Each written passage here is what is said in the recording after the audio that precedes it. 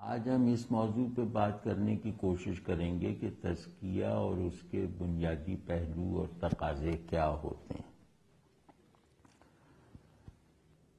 اس میں سب سے پہلے جو یاد رکھنے کی بات ہے ایک سچے طالب تزکیہ کے لیے، وہ یہ ہے کہ جو فضیلت، جو خوبی بھی مجھے یا آپ کو بے فکر کرے، مجھے یا آپ کو کسی دعوے پر اکسائے، وہ شیطان کی طرف سے ہے، وہ چاہے کتنا ہی بلند حال ہو۔ وہ اس لیے ہے کہ میں اپنی بندگی کے جوہر سے دستبردار ہو جاؤں، اور یہ جو خود پسندی کو نمو دینے والے احوال جو شیطان میرے اندر پیدا کرتا ہے، وہ اسی لیے پیدا کرتا ہے کہ میں عبودیت کے موقف سے ہٹ جاؤں۔ یعنی کون سی بندگی؟ جو لاچاری کا نام ہے، جو بے چارگی کا نام ہے، جو محتاجی کا نام ہے، جو عاجزی کا نام ہے، جو خشیت الہیہ کے دوام کا نام ہے، جو حال، جو وصف، جو صلاحیت اللہ کے خوف کو مدھم کرے، وہ یقیناً شیطان ہی کی طرف سے ہے، چاہے وہ حال کیسا ہی کیوں نہ ہو، چاہے اس حال پر بڑے بڑے لوگ رشک کرتے ہوں، اس کی پرواہ نہ کریں۔ تو یہ جو نفس کا تزکیہ ہے، مطلب جس کے بغیر ہمارے دین کا کوئی اعتبار نہیں رہ جاتا، ہماری بندگی کا کوئی بھروسہ نہیں رہ جاتا، مطلب یہ تزکیہ اتنی ضروری چیز ہے کہ اپنے نفس کو اللہ کے احکام کے تابع کرو، اللہ کی مرضی کے موافق بناؤ۔ تزکیہ دو چیزوں کا نام ہے نا، ایک نفس کی امارگی کو اللہ کے احکام کے تابع کرو، چاہے جبراً چاہے حقیقتاً۔ اسی طرح نفس میں شر کے ساتھ ساتھ خیر کی قوت بھی اللہ نے رکھی ہے، جو کبھی ختم نہیں ہوتی۔ یعنی نفس کا مادہ خیر کبھی ختم نہیں ہوتا، نفس پر ایسا وقت کبھی نہیں آ سکتا جب اس کے اندر سے خیر یعنی تقوی بالکل ہی غائب ہو جائے، کیونکہ نفس بنا ہی دو بنیادوں پر ہے۔ یہ ایک ایسی عمارت ہے جسے دو اینٹوں سے مکمل کر دیا ہے اللہ نے، یعنی فجور سے اور تقوی سے۔ یعنی دونوں فجور اور تقوی ایک دوسرے کے اپوزٹس ہیں نا۔ تو فجور کا مطلب ہے سرکشی، یعنی ایسا گناہ، ایسی نافرمانی جس کا محرک سرکشی ہو، اللہ سے بغاوت، یعنی حکم سے غفلت برت لینا، یہ فجور کی تعریف میں نہیں ہے۔ حکم کو توڑ دینا دانستہ، یہ فجور ہے، ٹھیک ہے نا۔ تو نفس کے ایک حصے میں سرکشی رکھی گئی ہے، اس کی بناوٹ میں اگر سرکشی نہ ہو تو امتحان ہو ہی نہیں سکتا، وہ امتحان جس کے لیے مجھے یہاں اتارا گیا ہے، جس کے لیے دین بھیجا گیا ہے۔ لیکن گناہ کے لیے جو سب سے بڑی طاقت درکار ہے وہ سرکشی ہی تو ہے، سرکشی ہی وہ طاقت ہے جو گناہ کے لیے سب سے زیادہ ضروری ہے اس کا موجود ہونا۔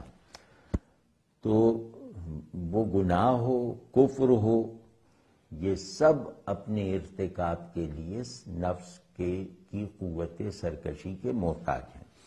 اور تقوی جو ہے وہ سر جھکانا ہے، مطلب سرکش آدمی جو ہے جس سے ڈرنا چاہیے اس سے نہیں ڈرتا، متقی جو ہے وہ جس سے ڈرنا چاہیے اس سے ڈرتا ہے۔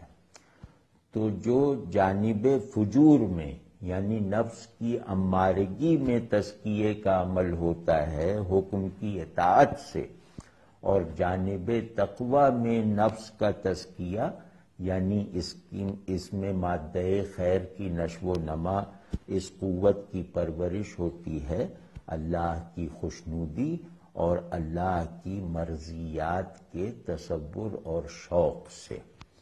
تو گویا تزکیہ ہوتا ہے حکم پر عمل کرنے سے اور اللہ کی مرضی کے مطابق بننے کی کوشش سے۔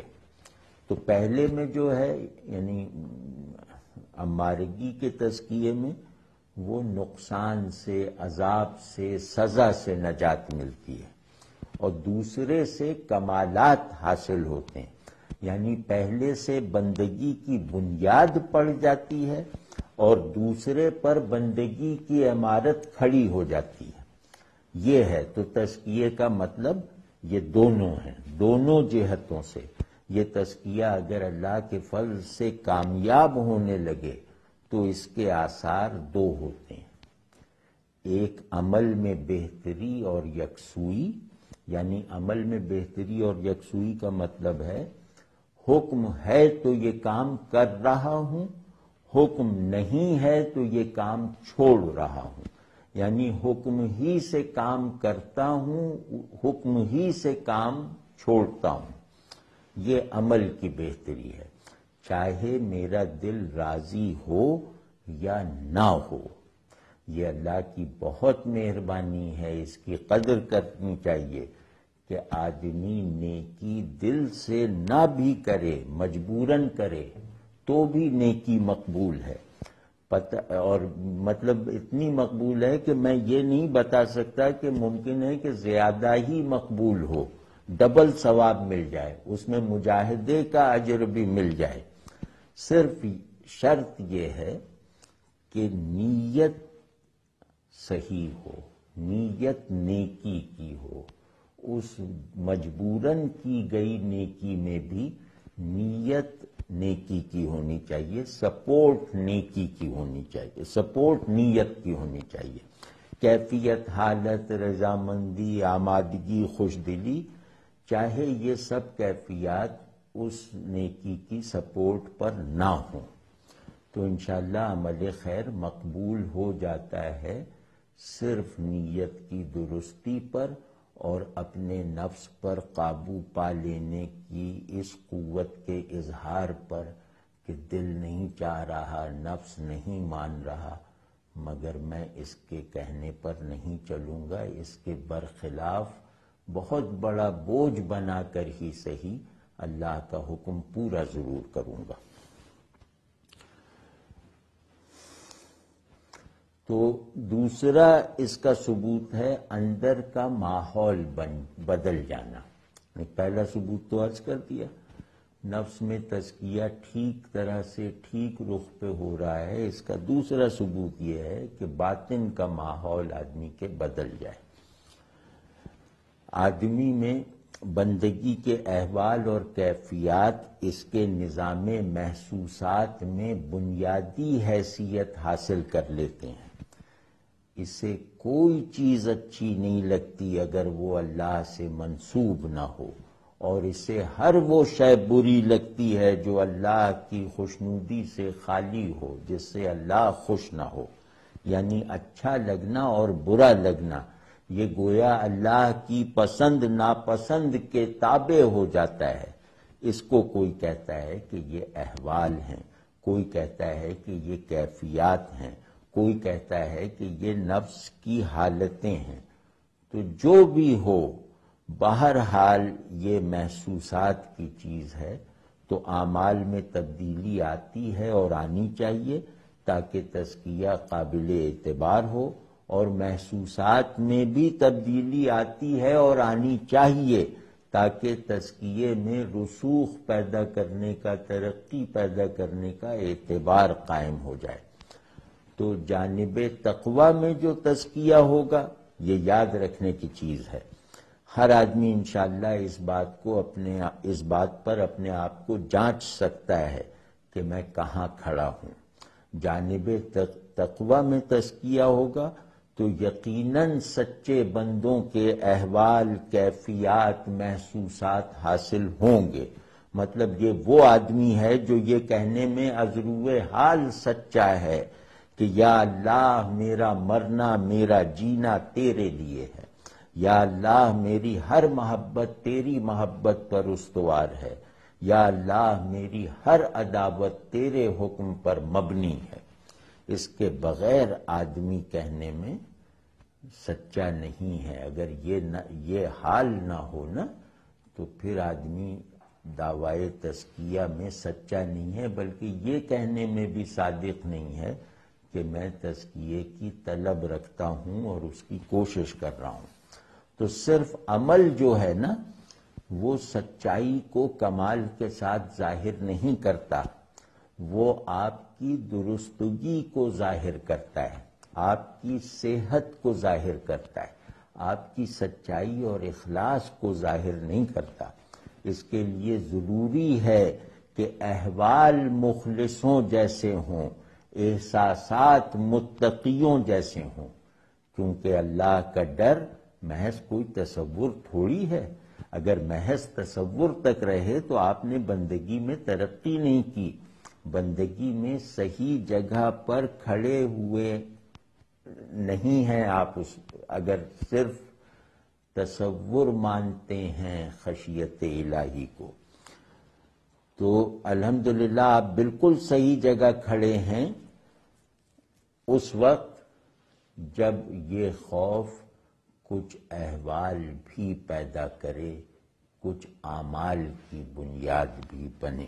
لیکن اگر یہ تصور آپ کے احساسات کی بنیاد نہیں بنتا، آپ کے اندر احساسات کا رنگ حاصل نہیں کرتا، تو اس کا مطلب ہے کہ آپ اس تصور سے انسانی معنوں میں مخلص اور سچے نہیں ہیں. آپ کو اس پر یقین نہیں ہے، کیونکہ جس چیز پر بندے کو، انسان کو یقین ہوتا ہے وہ چیز اس کے اندر ایک حسی حضور ضرور پیدا کرتی ہے. یہ ہو ہی نہیں سکتا کہ آپ کو کسی غائب یا حاضر چیز پر یقین ہو اور وہ چیز آپ کے محسوسات میں داخل اس طرح سے نہ ہو جائے کہ آپ کا تمام نظام احساس اس چیز کی تصدیق نہ کرنے لگے. یقین کہتے ہی اسے ہیں، تصور کا محسوس بن جانا.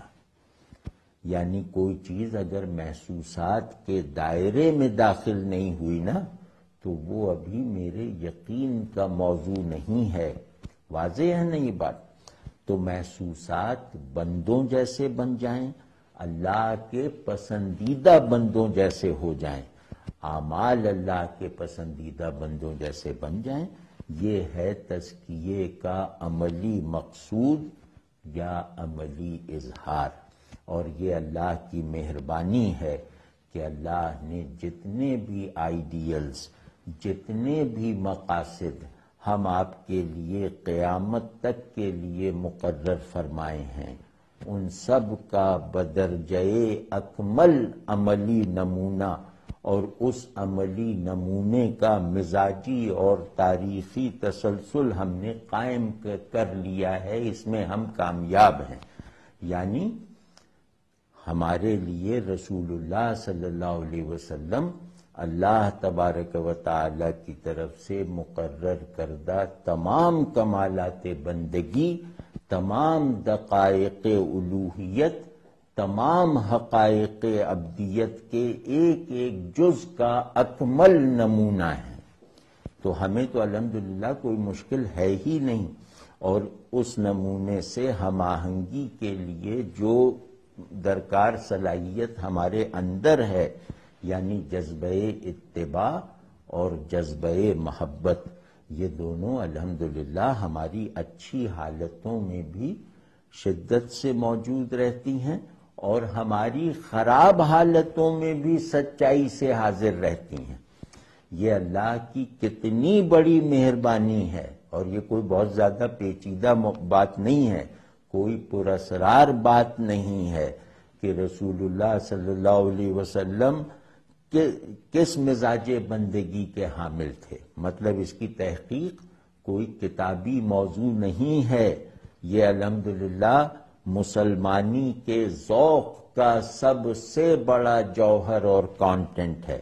یعنی ذوق اسلام جو ہے یہ اس کی کل پونجی ہے کہ رسول اللہ صلی اللہ علیہ وسلم کا مذاق عبودیت کیا تھا. تو بس اس پر ڈھلتا جائے آدمی، کیونکہ رسول اللہ صلی اللہ علیہ وسلم کی نسبت میں ایک معجزانہ شان ان قیامت تک کے لیے ہے کہ آپ صلی اللہ علیہ وسلم کی نسبت سے بندگی کا ہر عمل، بندگی کا ہر مطالبہ محبوب ہو جاتا ہے، مرغوب ہو جاتا ہے، اور اسے پورا کرنا آسان ہو جاتا ہے۔ یہ کر کے دیکھ لیں، یعنی جو کام اپنے بل پر کرنے کی کوشش کی جائے وہ مشکل ہو جاتا ہے، اور جس کام کی ادائی یا جس کام کی نسبت رسول اللہ صلی اللہ علیہ وسلم سے فعلاً مستحضر ہو جائے وہ کام آسان ہو جاتا ہے، مرغوب ہو جاتا ہے۔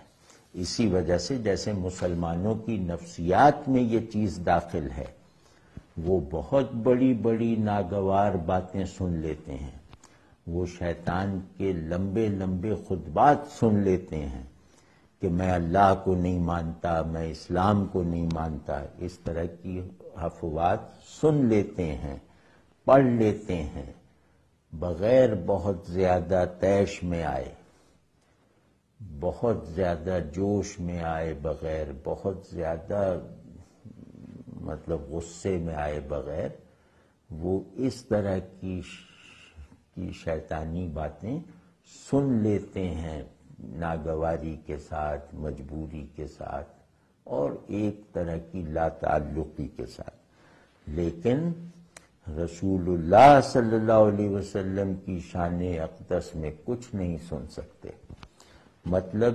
اشارتاً بھی نہیں سن سکتے، کوئی بھی ہو وہ ٹھیک ہے، پھر وہ اپنی تربیت کی وجہ سے شاید اس کا بہتر استعمال ڈھونڈ لے، اس کا مؤثر، اس نفرت کا مؤثر ذریعہ اختیار کرے، اپنے جذبے کو جذباتیت کی نظر نہ ہونے دے، یہ سب وہ کر لے گا، لیکن یہ تو ممکن ہی نہیں ہے کہ مسلمان ہو اور اس کے اندر شدید رنج، شدید طیش، شدید غصہ، شدید قلق نہ پیدا ہو رسول اللہ صلی اللہ علیہ وسلم کی طرف اشارے سے بھی کسی اہانت کے صادر ہونے پر۔ یہ مسلمانوں کی نفسیات ہے۔ صحابہ مشرکوں کی طرف سے کیا کیا سنتے رہتے تھے، رسول اللہ صلی اللہ علیہ وسلم کی شان اقدس میں سنتے تھے تو قتل کرنے کی اجازت مانگا کرتے تھے اس گستاخ کو۔ سیدنا عمر فاروق اعظم رضی اللہ تعالیٰ عنہ نے 3 سے زیادہ مواقع پر رسول اللہ صلی اللہ علیہ وسلم سے اجازت طلب کی اس بات پر کہ یہ آپ صلی اللہ علیہ وسلم کی توہین کر رہا ہے، اجازت ہو تو میں اس کا سر قلم کر دوں۔ لیکن یہ کہ اس میں دوہرا سبق ہے، یعنی سیدنا عمر کے اس فعل میں دوہرا سبق ہے کہ اس کے گستاخ رسول صلی اللہ علیہ وسلم کا سر قلم کرنے کی خواہش کا پوری شدت کے ساتھ موجود ہونا، لیکن اس خواہش پر عمل کو رسول اللہ صلی اللہ علیہ وسلم کی اجازت سے مشروط رکھنا، ورنہ اجازت لینے کی کیا ضرورت تھی؟ وہ اس مسجد سے وہ اٹھتا اور وہ شخص آگے کہیں ملتا اور اس کا سر قلم کر دیتے، مار دیتے اسے، اس میں کیا جاتا تھا؟ لیکن یہ دونوں باتیں بیک وقت ہونی چاہیے کہ اگر کوئی آدمی صرف اجازت کا طالب ہے اور جذبے سے محروم ہے تو وہ حقیقت ایمان سے محروم ہے۔ بات تو اس کی صحیح ہے کہ اجازت چاہیے، لیکن اس کی بات ویسے ہی صحیح ہے جیسے منافقوں کی صحیح بات کو اللہ نے جھوٹ قرار دیا۔ مطلب حقیقت ایمان یہ جذبہ ہے کہ اس کا میں سر قلم کر دوں جو رسول اللہ صلی اللہ علیہ وسلم کی شان اقدس میں گستاخی کر رہا ہے۔ علامت ایمان اجازت طلب کرنا ہے۔ اب رسول اللہ صلی اللہ علیہ وسلم ہم سے اوجھل ہیں، لیکن اپنے دین کی شکل میں اسی طرح پوری تفصیل سے حاضر ہیں، تو اب ہمیں اپنے اس جذبہ ایمانی، اس فطری اشتعال کو عمل میں لانے کی اجازت بہرحال اسی طرح لینی ہے جیسے کہ سیدنا عمر اور دیگر صحابہ طلب کیا کرتے تھے، اور وہاں سے اجازت ملے بغیر یہ کام نہیں کیا جا سکتا۔ اور دوسرا یہ کہ اس جذبے کی موجودگی کا نہ ہونا تو منافی ایمان ہے ہی، لیکن اس جذبے کو ایک سینٹرلائزڈ اتھارٹی کی اجازت اور سند کے بغیر انجام دینا بھی ایک طرح کی سرکشی اور خودرائی ہے، اور رسول اللہ صلی اللہ علیہ وسلم کے مزاج اقدس کو نہ سمجھ سکنے کا نتیجہ ہے۔ تو رسول اللہ صلی اللہ علیہ وسلم سے اجازت طلبی کا عمل ایسے نازک موقعوں پر صحابہ اس نظر سے بھی کرتے تھے کہ اس ریاست میں کسی کو مارنے کی جو اتھارٹی ہے وہ حاکم ریاست کو حاصل ہے، وہ اگر دے گا تو میں اپنے جذبے کو عمل میں لے آؤں گا، وہ اگر نہیں دے گا تو اپنے جذبے کی شدت کو کم کیے بغیر اسے عمل میں لانے سے گریز کروں گا۔